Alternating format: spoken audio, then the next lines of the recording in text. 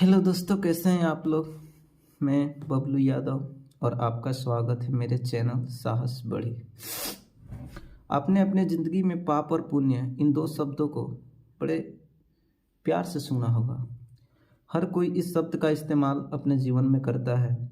आप अगर सोसाइटी में रहते हैं तो ये सारे शब्दों से तो आप परिचित होंगे, लेकिन क्या आपने जानने की कभी कोशिश की है कि आखिर पाप और पुण्य में क्या अंतर होता है।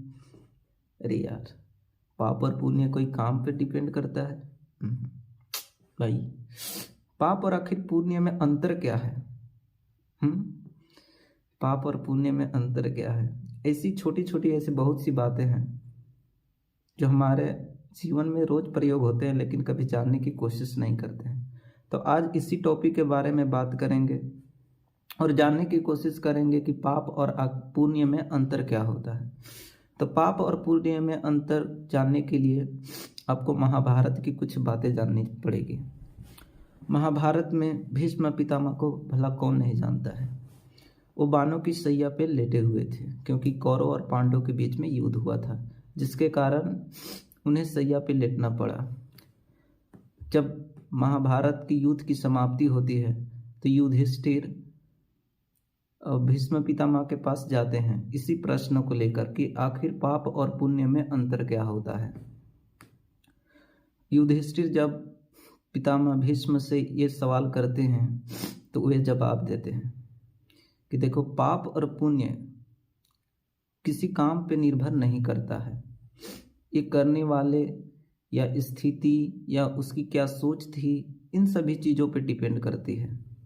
अब कहें, कोई एक ही काम किसी के लिए पाप या पुण्य हो सकता है।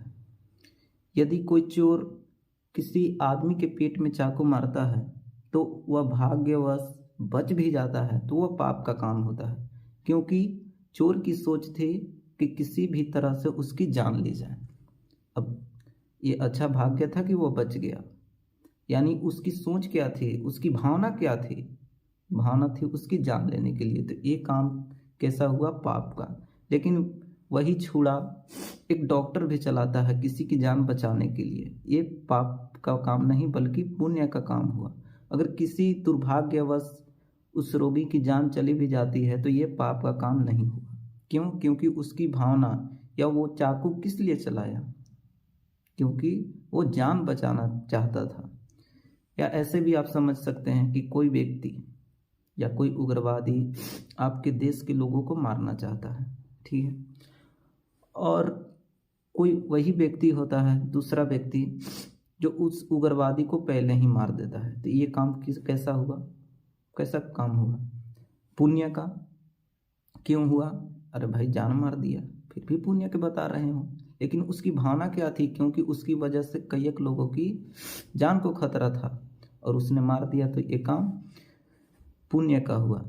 लेकिन वही कोई व्यक्ति सड़क पे चल रहा है जो बहुत गरीब है या कई लोगों का वो उम्मीद है और उसे कोई जान से मार देता है, तो ये काम पाप का हुआ। इसलिए कोई काम पाप या पुण्य नहीं होता है, ये आपकी भावना पे डिपेंड करती है।